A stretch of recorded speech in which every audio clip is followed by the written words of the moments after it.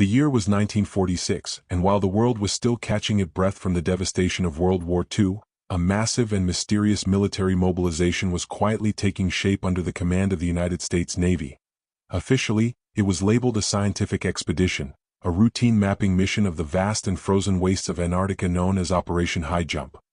But to the keen observer, the scale of this operation suggested something far more urgent and perhaps far more dangerous than simple cartography.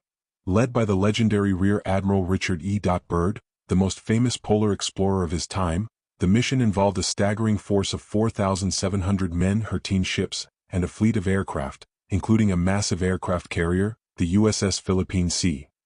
The official narrative claimed the goal was to establish a research base called Little America 4, but the sheer amount of firepower and military personnel sent to the coldest place on Earth has sparked decades of debate, leading many to believe that the United States was not going there to explore, but to engage in a silent, hidden war against an enemy that had escaped the collapse of the Third Reich. As the massive fleet pushed through the treacherous ice floes toward the Ross Sea, an atmosphere of tension permeated the ranks, far beyond what one would expect from a scientific endeavor.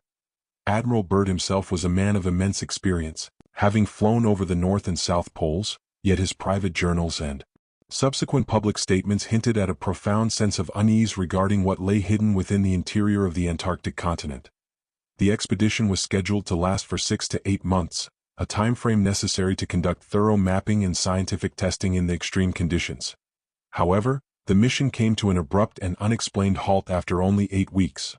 The fleet retreated in haste, and upon his return, Admiral Byrd gave a chilling interview to the International News Service.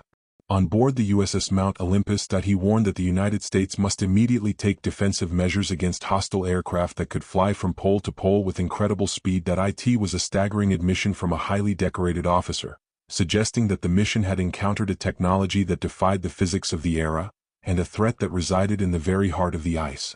The mystery deepens when one considers the persistent rumors regarding the Nazi obsession with Antarctica, a place they referred to as New Schwabenland. In the years leading up to the war, the Germans had sent their own expeditions to the ice, claiming vast territories and, according to some declassified reports and whistleblower testimonies, constructing massive underground fortifications.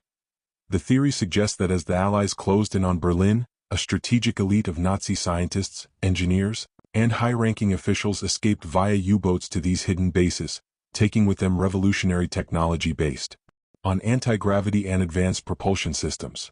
This concept of the last redoubt transformed Antarctica from a frozen wasteland into a potential fortress for a breakaway civilization. When Operation Highjump arrived in late 1946, many believed they weren't just mapping the coastline, they were searching for these hidden entrances, perhaps triggered by intelligence gathered during the final days of the war about unexplained U-boat movements toward the South Atlantic.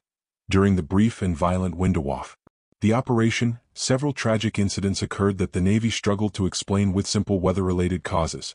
Planes were lost, and men died in what were officially described as accidents in the blinding snow. One of the most famous losses was the George I, a PBM Mariner patrol plane that crashed during a routine flight, killing several crew members. While the official report blamed a heavy whiteout and equipment failure, survivors spoke of mysterious magnetic interference and instruments spinning wildly out of control. There are even more harrowing accounts, though often dismissed by mainstream historians, of pilots encountering disc-shaped objects that rose from the water or emerged from the clouds, moving with a maneuverability that made the American Hellcats and Corsairs look like relics of a bygone age.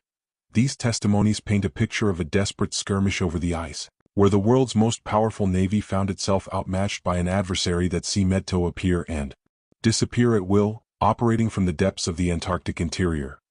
The abrupt termination of Operation Highjump and the subsequent classification of many of its records have only fueled the fire of conspiracy. Why would the U.S. government spend millions of dollars and risk thousands of lives for a 6-month mission only to turn back after 2? Upon his return to Washington, Admiral Byrd was reportedly subjected to intense interrogation by security services, and his public appearances were strictly curtailed. The scientific data released from the mission was underwhelming compared to the resources deployed, but the military lessons learned were clearly profound. Shortly after, the United States and other nations began a series of high-altitude nuclear tests over the South Atlantic and Antarctica, known as Operation Argus. Some researchers suggest these weren't just tests, but a desperate attempt to use atmospheric nuclear bursts to disable the electronic systems of the hidden enemy, or to seal off entrances to the underground realms the Nazis were rumored to inhabit.